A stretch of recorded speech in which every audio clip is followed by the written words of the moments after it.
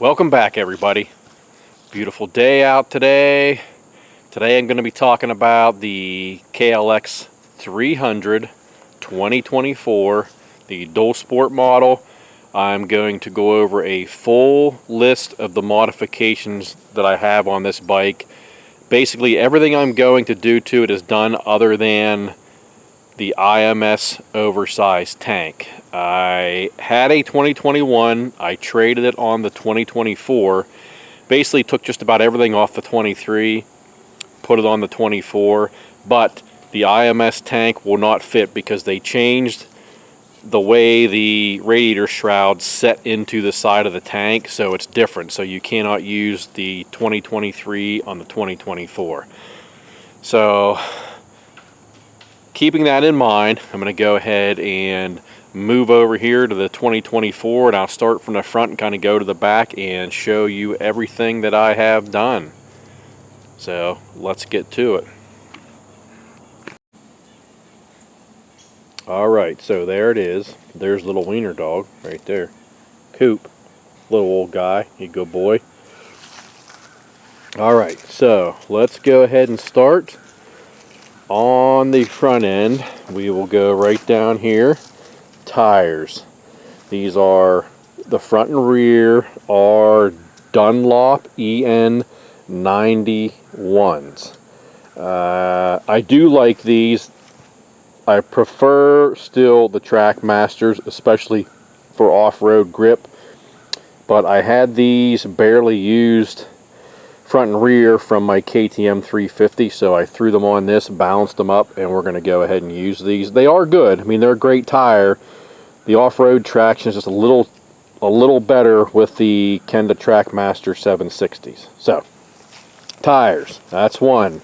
We have some decals. These are just off of, I ordered them for a 2024 KX450. You just got to do a little trimming here, a little different trimming up here. You can go ahead and get them stuck on. Seal savers. These are the zip-on ones. You just put them around, zip them, and slide them down over until they're covering everything where you need them to be.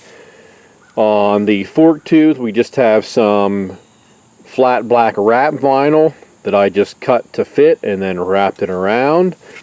Up here on the top of the fork tube, we have Polysport upper fork tube covers. These are just, if you can see here, these are split right here, and you just spread them apart and slide them on. Now they do have, when you get them, they'll actually have a large piece down here that covers this bolt on your lower triple clamp, but they were made basically for a bike that has the bolts recessed or in a different area. They just did not fit on here, so you can cut them off real nice here. They have these little grooves in here. You can just pick one and cut it, then you can just snap it on. Okay, staying to the front. Mini stock turn signals I replaced with those. These are, I believe, K&S, and these are not LED, they're just a standard bulb. Put those on, and now let's come up to the bars. We have the Tusk D-Flex Pro hand guards. These were on the 2021.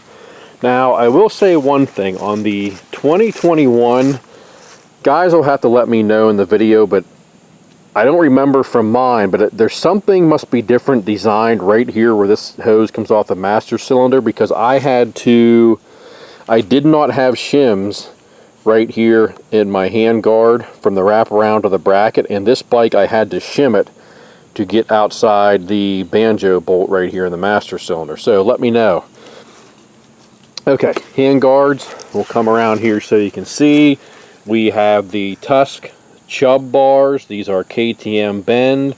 I like those because they're a pretty wide bar, and I like running the wide bar. We have ROX Risers. These are, I know somebody's probably going to correct me, but I'm going to say they are 1 3/4 to 2 inch. I cannot remember for sure. I'll have to try to remember to put it down in the description. Now, with these risers, okay, you always have the concern with the clutch cable being tight. and the throttle cables. I can turn this full lock and it doesn't affect the throttle.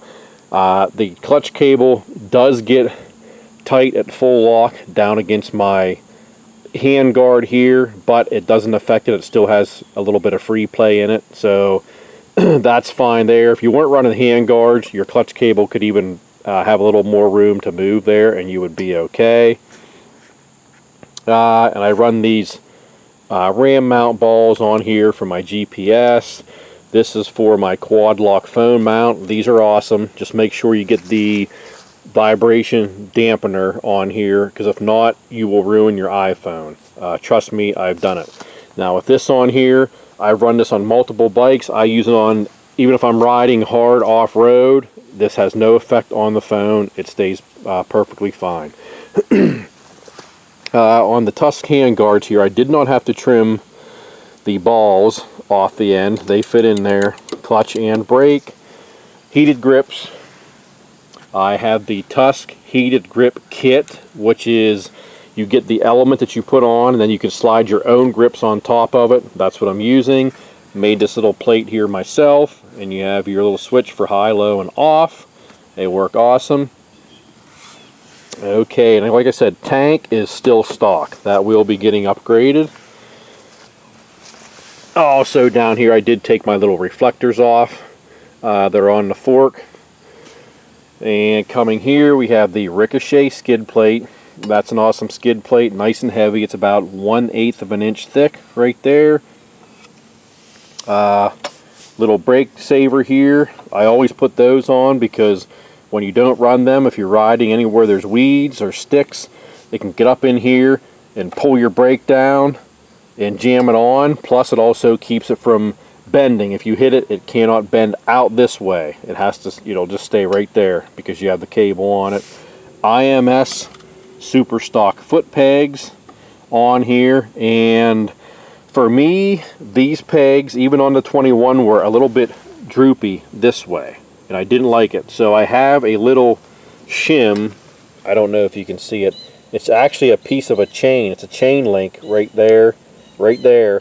I have one of them glued on each side, and that actually helps level them out. The back brake, I did adjust it some. From the factory, it is actually sitting down here like this. I don't like that. I like to have it right up where it's under my boot and I can just touch it and put the brake on, so I did adjust that up to where it's very near the bottom of the case here, about an 1/8 inch difference. Got some swing arm decals there. That's just also a piece of black wrap vinyl, then just a Kawasaki sticker stuck on top of it. And of course we have the rear EN91. The size on this is a 120, 90, 18. The front one I believe only comes in one size, and it is a 90, 90, 21. 5-star power sports. If you're in the central Pennsylvania area, stop in, get yourself a bike.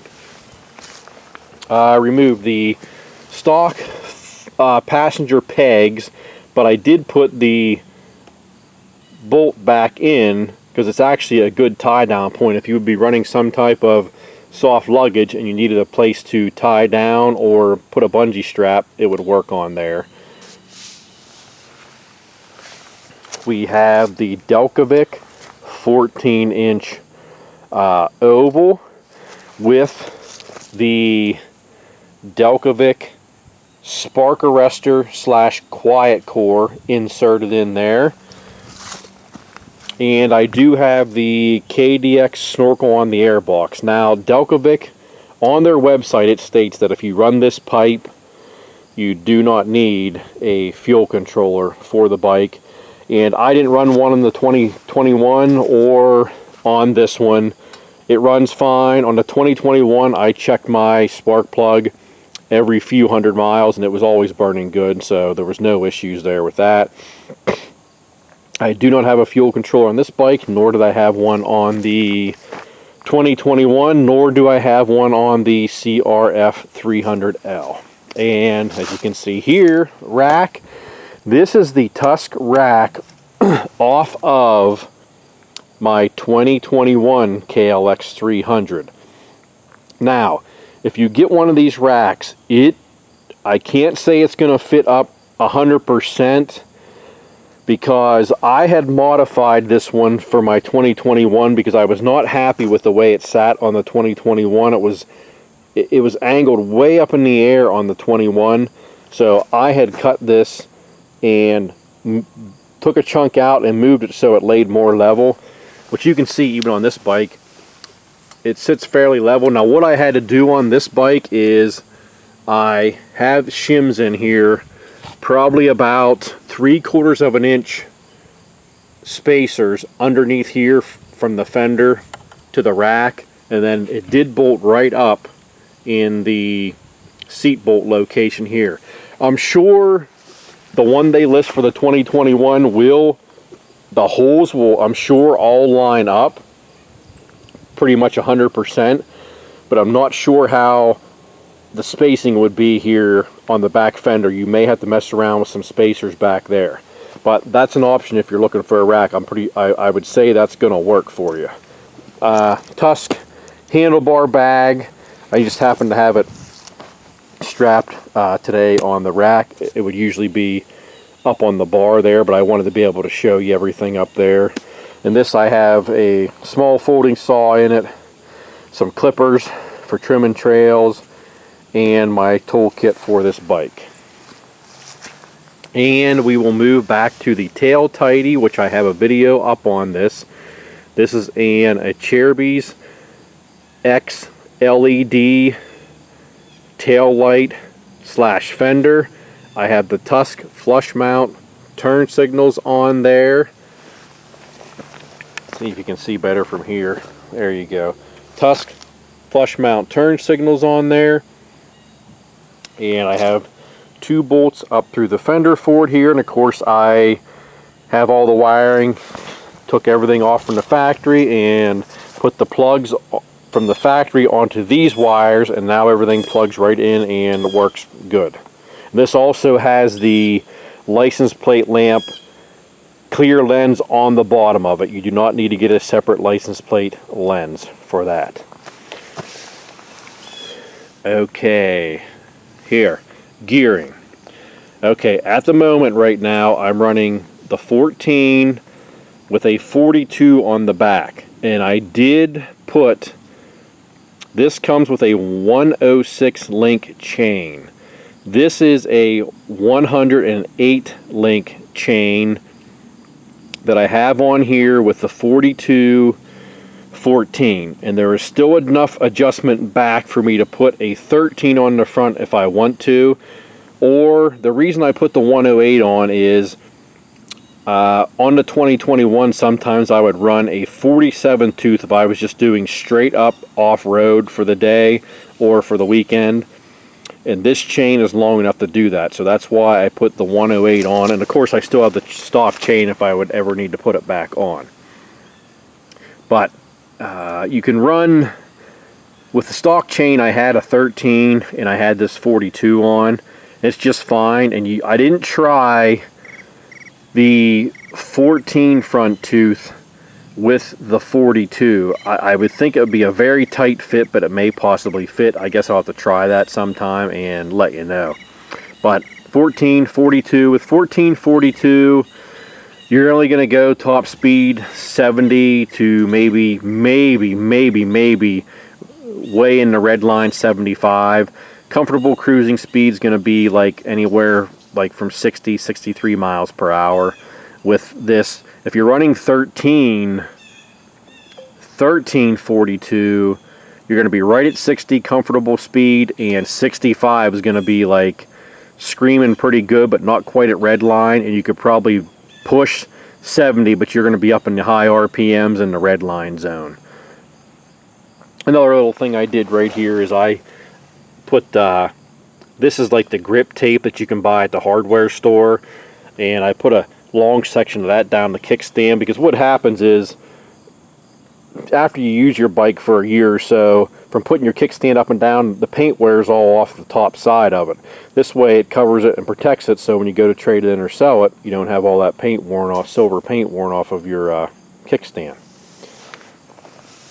I do also the 5-Star Power Sports, they put a battery tender hook up on everything they sell, plus they give you the actual battery tender when you buy a bike, so that is also installed on there. Oh, one thing I forgot too, which was on the bars, I have a 12-volt accessory plug on here. I just made a little bracket myself. It's in the top triple clamp bolt here, and I have a little USB, it's out right now so it's not on, but a little USB insert there so I can charge my phone. Probably the better thing to do is get the actual, on the quad lock, you can get the mount that actually has the phone charger built in right here when you put your phone on. That would probably be the better way to go. It would save you all that hassle. But if you prefer to have a 12 volt on there, USB, that's the way, that's where I mounted mine. There's several locations you could mount that and take care of that. Okay, so I think I covered everything. If anyone has any questions on it, put them down in the comments. And I will say, basically everything I bought for this bike came from Rocky Mountain ATV MC. The only thing I didn't get for them, because I don't have it, is the sprockets. The sprockets are from procycle.us, and when you get the sprockets from there, you have to look, you can look parts up by bike.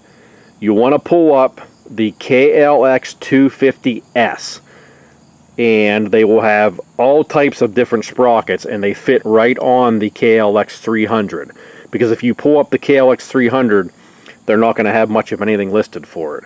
But you can get the, I got the 13 there, I got the 42 there, and I believe the 47 there. So that's where you want to go for sprockets, or you can, a lot of this stuff is available on their website also if you prefer to get it from there. But just like I said, everything else is basically from Rocky Mountain. The Delcovic exhaust is right from Delcovic themselves. And Delcovic does also have available now a head pipe that you can get for this bike also, if you prefer. So, I hope that helps some of you guys out that are building a KLX400, or excuse me, KLX300, and get your bike and get going on it. Throw some stuff at it. Like, subscribe, share, comment. Get on your KLX and get outside. See ya.